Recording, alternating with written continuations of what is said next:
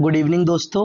मेरा नाम है निखिल कुमार और मैं मैथ्स विद निखिल में आप सभी का स्वागत करता हूं। आई होप आप बहुत अच्छे होंगे। आपकी तैयारी बहुत अच्छी चल रही होगी और आपको कल आपका 15 जून के एग्जाम होंगे, तो उसके लिए मैं आपके लिए रेलवे एनटीपीसी अंडर ग्रेजुएट के क्वेश्चन करा रहा हूं डेली। 15 जून से लेकर 20 जून तक की सभी शिफ्ट के लिए मोस्ट इंपोर्टेंट क्वेश्चन है, ठीक है ना। और दूसरी बात, एक बात यह है कि इस जो वीडियो का पीडीएफ का इस वीडियो की जो पीडीएफ का लिंक है वो आपको डिस्क्रिप्शन में मिल जाएगा, वहां से जाके आप इसकी पीडीएफ भी डाउनलोड कर सकते हैं। चलिए तो हम क्वेश्चन पर चलते हैं और देखिए आपके सामने पहला क्वेश्चन। ये मोस्ट इंपोर्टेंट क्वेश्चन है जो आपके एग्जाम में आएंगे ही आएंगे। देखिए पहला क्वेश्चन, देखिए एक संख्या जब 7% घटाई जाती है तो वह संख्या 2790 प्राप्त होता है। वह संख्या क्या है? मैंने मान लिया कि संख्या 100 है, माना वो संख्या 100 है, ठीक है। और 100 में से 7% घटाया जाएगा तो कितना बचा? 93 बचा, ठीक है। और 93 की वैल्यू कितनी है? ये 2790 है। एक की वैल्यू 93 से इसे काटोगे, ये 30 बार कटेगा। और आपको निकालना क्या है? आपको निकालना क्या है? आपको निकालना है जी 100 की वैल्यू निकालनी है आपको। तो 100 में गुणा कर दो इधर, 100 की वैल्यू आ जाएगी आपकी 3000। Option number 1 is the right answer. अगला क्वेश्चन देखिए जी। अगला क्वेश्चन सिंपल इंटरेस्ट का है।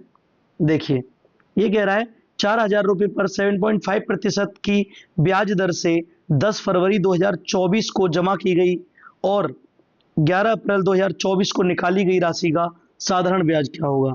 10 कितनी फरवरी है?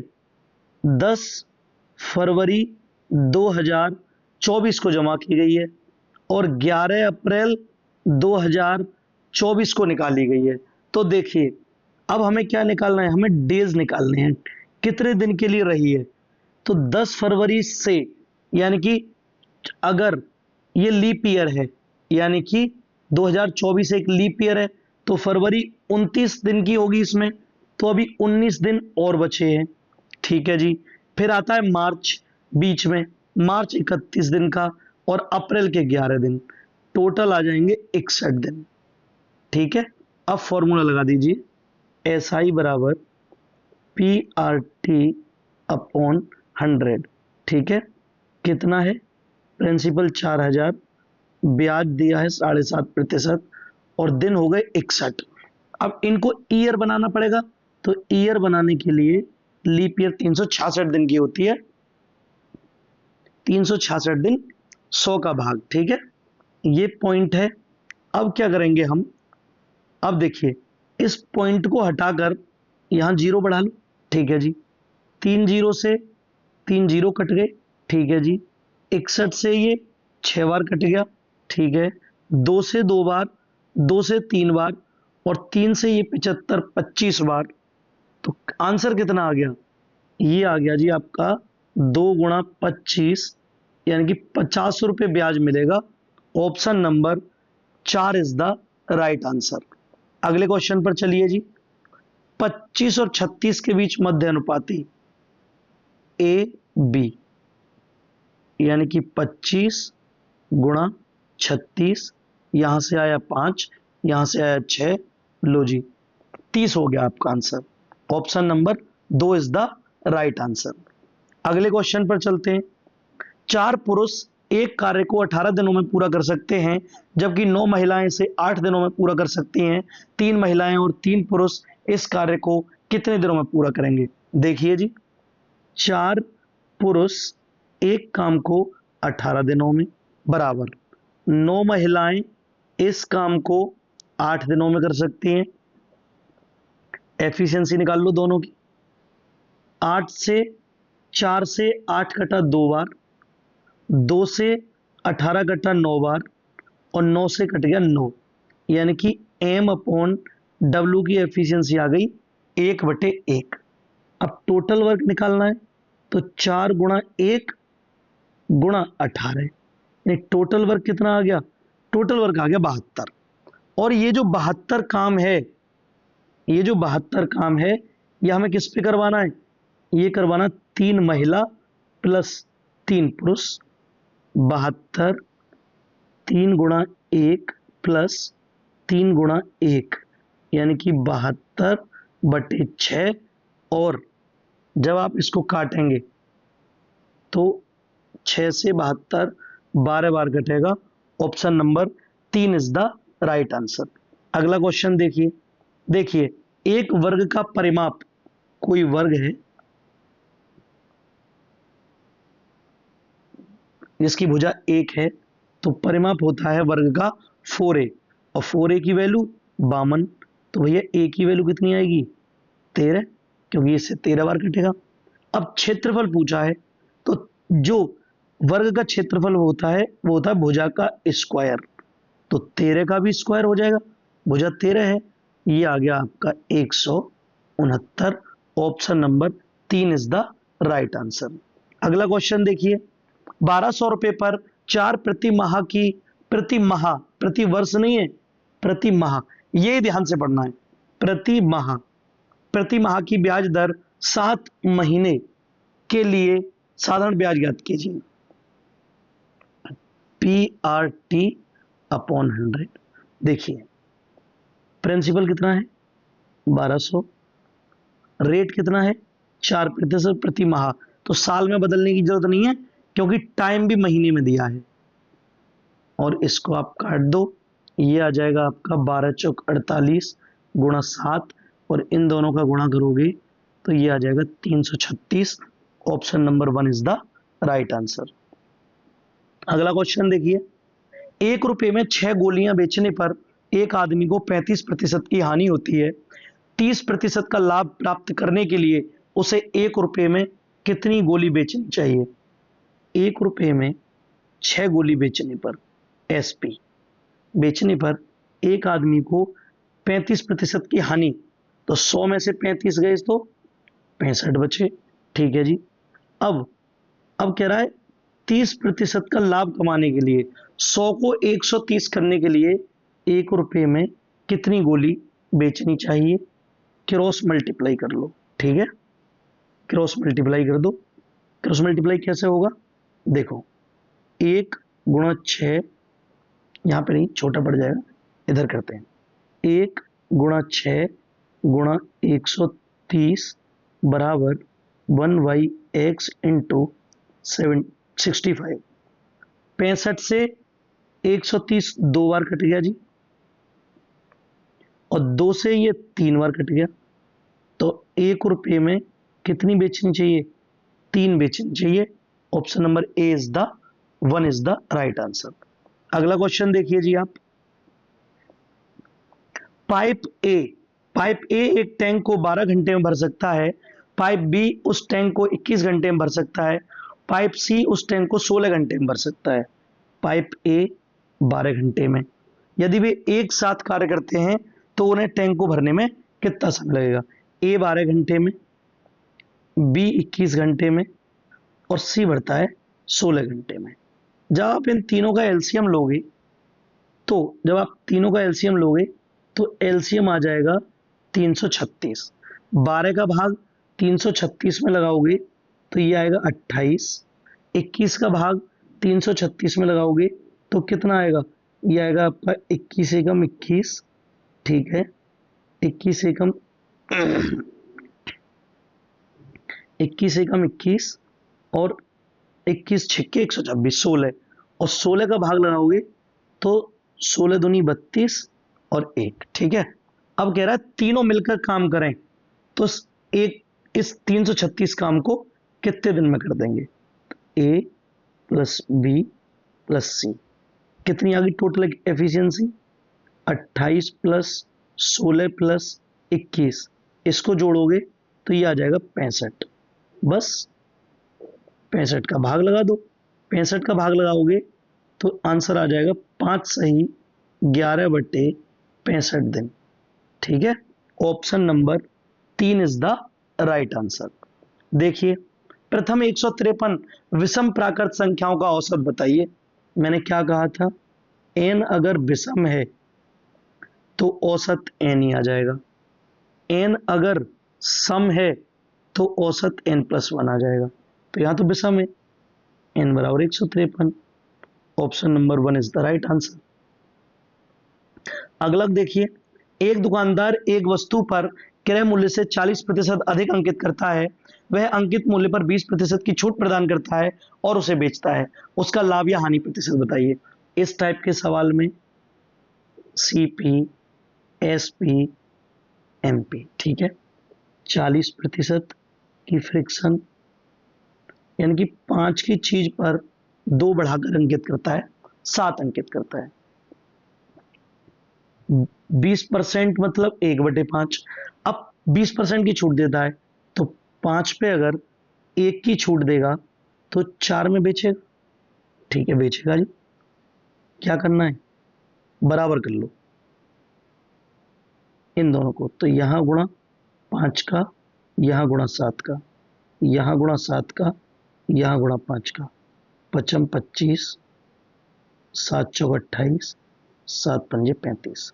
लाभ पूछ रहा है ना, लो जी। 3 का लाभ होगा 25 पर, तो प्रतिशत में 100 का गुणा कर दो 4 बार, और 4 तिया, लो जी 12% आपका राइट आंसर है। 12% का लाभ होगा। Option number 1 is the right answer. दो संख्याओं का HCF और LCM क्रमशः 25 और 250 है। यदि इनमें से एक संख्या 50 है तो दूसरी संख्या बताइए। क्या कहा था मैंने, एक फॉर्मूला बताया था, HCF गुणा LCM बराबर पहला नंबर गुणा दूसरा नंबर। ठीक है ना। HCF 25, LCM 50, पहला नंबर 50, दूसरा नंबर पूछा है।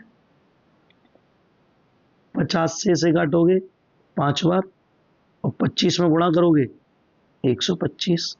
Option number 4 is the right answer. देखिए, संख्याओं 2.1 और 0.35 का एलसीएम बताइए।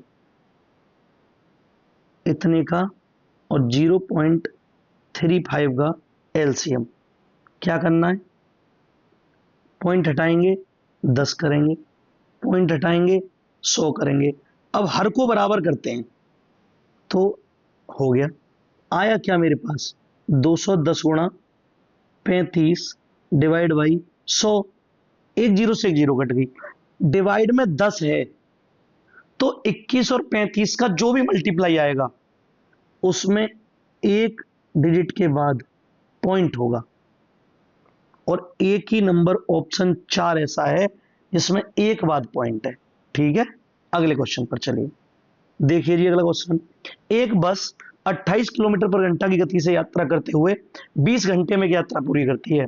समान दूरी को 14 घंटे में तय करने के लिए उसकी गति क्या होगी। D बराबर S into T. Speed 28, time 20, ये दूरी आ गई। अब एक फॉर्मूला होता है क्या, अब क्या पूछा है, गति पूछी है, तो गति बराबर आ जाएगा D/T। डी कितनी है 28 गुणा 20, और टाइम कितना है 14 घंटे। 14 घंटे, 14 से 28 दो बार और 20 दूनी 40। Option number 2 is the right answer. देखिए जी, कह रहा है कि 10 छात्रों द्वारा प्राप्त अंक नीचे दिए गए हैं। आंकड़ों का बहुलक बताइए। बहुलक क्या होता है, सबसे ज्यादा बार रिपीट किया गया नंबर बहुलक होता है। तो ऐसा कौन सा नंबर है जो सबसे ज्यादा बार रिपीट किया गया है, 16, 1, 2, 3 बार। Option number 3 is the right answer. Simplification का क्वेश्चन है। देखिए, सिंप्लीफिकेशन का क्वेश्चन है, देखिए आप देखिए, देखो 3 में से अगर 7 जाएंगे तो कितने बचेंगे, -4। अब 2 का गुणा होगा -4 में, -8। इस 12 में से घटाओगे तो कितने आ जाएंगे, 4। और डिवाइड है यहां पर, यानी कि 592/4। और इससे काटोगे तो ये कट जाएगा आपका 14 148 बार। Option number 3 is the right answer. अगला क्वेश्चन देखिए जी, कह रहा है यदि एक कैलकुलेटर का अंकित मूल्य 600 रुपए और कैलकुलेटर पर 50 रुपए की छूट दी जाती है, छूट प्रतिशत बताइए। एमपी 600 रुपए, छूट दी है 50 रुपए की, छूट प्रतिशत पूछ रहा है, क्या होता है? डिस्काउंट अपॉन एमपी, ठीक है ना, गुणा 100 हो जाता है इसमें, गुणा 100। लो जी लगा दो, छूट अपॉन एमपी गुणा 100, ठीक है। 0 से 0, 0 से 0, ठीक है जी। 25 बार, 3 बार, और 3 का भाग 25 में लगाओगे तो 8.33%। Option number 3 is the right answer. अगला क्वेश्चन देखिए जी आपके सामने। अगला क्वेश्चन कि ए बी सी ने क्रमशः 2410, 1170 और 700 रुपए का निवेश करके व्यवसाय शुरू किया। यदि उनके द्वारा अर्जित लाभ में बी का हिस्सा 1092 है तो ए और सी द्वारा अर्जित लाभ में अंतर बताइए। कितना कितना है? 2410 अनुपात 1170 700, 000, ठीक है। अब कह रहा है ये कितना आ गया? 241, बी का आ गया 117, सी का आ गया 70। अब कह रहा है बी की जो वैल्यू दी है वो इतनी दी है, ठीक है। काट लो भैया, लो 13 से 9 बार, 13 से 13 अट्ठे 104, ठीक है जी, और 5 और 6, 13 चौका 52, 3 से 28 बार, 3 बार, यानी कि वैल्यू आ गई 28/3। और इन दोनों का डिफरेंस पूछा है, इन दोनों का डिफरेंस है 171, ठीक है। 3 से 171 को काटूंगा तो ये कटेगा कितनी बार? 3 पंजे 15 और 3 सत्ते 21। अब आपको क्या निकालना है? 28 गुणा 57, और 28 गुणा 57 जो आएगा वो आएगा चौथा। क्योंकि मैंने क्या किया पता है? मैंने यूनिट डिजिट पे नजर मारी और मैंने 8 का गुणा 7 में करूंगा 56 आएगा, यानी यूनिट डिजिट 6 आ रहा है, और यहाँ पे भी यूनिट डिजिट 6 है। मेरा दिमाग खराब नहीं है जो पेपर में मैं 10 सेकंड ज्यादा दूं, बस यूनिट डिजिट से हो गया, मैंने कर दिया। अगला क्वेश्चन देखिए आप, कह रहा है यदि राम की आयु का 2 गुना राम्या की आयु के 4 गुने से 30 वर्ष अधिक है और राम्या की आयु का 5 गुना राम की आयु से 6 वर्ष कम है तो राम और राम्या की आयु के बीच अंतर बताइए। सेम क्वेश्चन मैंने कल भी कराया था, डेटा अलग था बस, ठीक है। यानी कि राम की आयु का 2 गुना, ठीक है, राम्या की आयु के 4 गुने से 30 वर्ष अधिक है, ठीक है। और कह रहा है कि राम्या की आयु का 5 गुना राम की आयु से 6 वर्ष कम है। तो यहां राम की वैल्यू अगर निकालूं तो 5 राम्या प्लस 6, और इस वैल्यू को यहां रख दो, ठीक है, यानी कि 2 और 5 राम्या प्लस 6 बराबर 4 राम्या प्लस 30। इसे सॉल्व करने बैठोगे 10 राम्या प्लस 12 और 4 राम्या प्लस 30। देखो अभी 4 राम्या इधर आ जाएंगी तो 6 राम्या बराबर आ गया 18, ये 12 उधर चला जाएगा, ठीक है। तो राम्या की जो वैल्यू आ गई यहां से वो आ गई आपकी कितनी? 3, राम्या की 3 आ गई, ठीक है। अब यहां हम इसमें रखकर आर निकाल सकते हो, 3 पंजे 15, 3 पंजे 15 और 6 21। डिफरेंस पूछा है, क्या पूछा है? डिफरेंस पूछा है, तो 21 माइनस 3, डिफरेंस आ गया दोनों का 18। Option number 2 is the right answer. देखिए अगला क्वेश्चन। अगला क्वेश्चन आपके सामने, दो उम्मीदवारों के बीच एक चुनाव में 95% पंजीकृत मतदाताओं ने अपना वोट डाला और डाले गए मतों में से 20% अवैध पाए गए। जीतने वाले उम्मीदवार को वैध मतों का 59% मिलता है और वह 1881 मतों के अंतर से चुनाव जीत जाता है। कितने मतदाता पंजीकृत थे? एक्स, 95% लोगों ने वोट डाला, 95% की वैल्यू होती है 19/20। अच्छा, 20% अवैध घोषित हो गए, तो भैया 1/5, और 5 में से एक अवैध घोषित हो गया तो 4/5 ने डाले। ठीक है, अब देखो, जीतने वाले को 59% मिले, तो हारने वाले को कितने मिले होंगे? 41%। टोटल 100 है। दोनों का डिफरेंस, ये कितने से हारा? 18% के अंतर से हार गया, यानी कि 18। और ये वैल्यू कितनी दी है? 1881। ये 9 से 2 बार, और ये 9 से कटेगा 209। ठीक है, अब देखिए 19 से काटोगे इसे तो कटेगा 11 बार। ठीक है, अब 2 से इसे काटूं 10 बार, और 2 से 2 बार, 2 से 5 बार, और 2 से ये 50 बार, तो 125, 1250 गुणा 11, यही आपका आंसर है।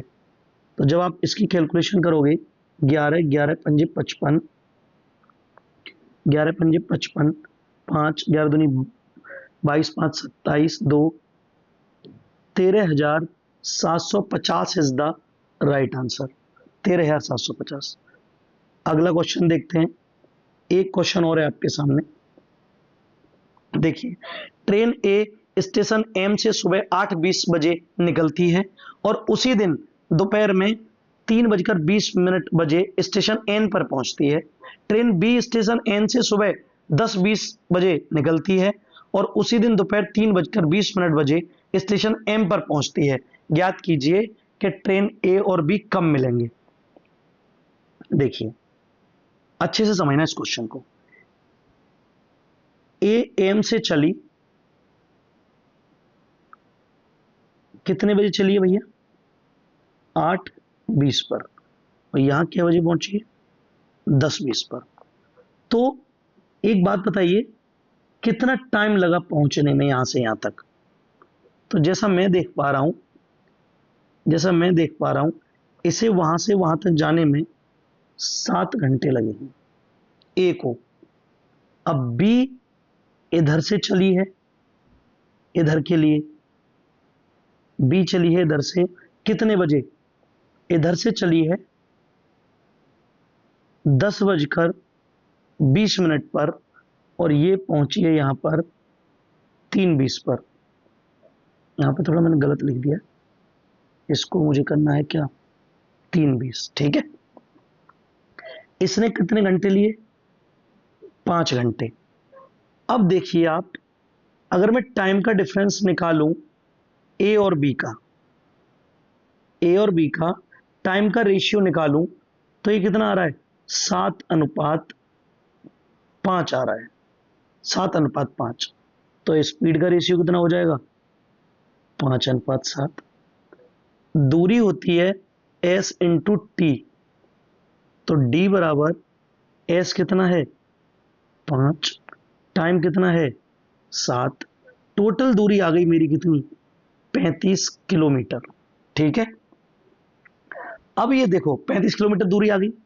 अब एक बात समझो आप, देखो अब हमें बराबर करना है चलने का समय, तो या तो इसे 2 घंटे बढ़ा लो या इसे 2 घंटे घटा दो, इसी को बढ़ा देते हैं। यानी ए 1 घंटे में कितना चलता है? ए 1 घंटे में 5 चलता है, तो 2 घंटे में कितना चलेगा जी? 2 घंटे में चल देगा कितना? 10 किलोमीटर। टोटल 35 किलोमीटर है, 10 किलोमीटर चल दिया, तो अब कितना बचा? 25 किलोमीटर। और इस 25 मीटर को, इस 25 किलोमीटर को, ये 25 किलो जो मीटर है, इसको दोनों चलेंगे और दोनों कैसी डायरेक्शन में चल रहे हैं, ये इधर और ये इधर, तो गति जुड़ जाएगी इनकी, यानी कि ए की 5 बी की 7 जुड़ जाएगी, यानी कि 12। तो यहां से क्या आ जाएगा, ये आ जाएगा 2 घंटे 1/5, 60 का करा गुणा 12 आएगा, सॉरी नीचे 5 नहीं 12 आएगा। इससे से काटूंगा तो 5 मिनट, यानी कि 2 घंटा और 5 मिनट। ठीक है, तो चलना स्टार्ट कितने बजे करा था, 10:20 पर, प्लस 2 घंटे 5 मिनट और जोड़ दिए, तो कितने बजे मिलेंगे, ये मिलेंगे 12:25 पर। यही आपका राइट आंसर है, option number 4 is the right answer. Video अच्छी लगी हो, वीडियो को लाइक कीजिए, चैनल को सब्सक्राइब कीजिए, और वीडियो की पीडीएफ पाने के लिए आप हमारा टेलीग्राम चैनल भी ज्वाइन कर सकते हैं। हालांकि आपको डिस्क्रिप्शन में मिल जाएगा, लेकिन टेलीग्राम पे भी ले सकते हैं। Thank you so much for watching my video.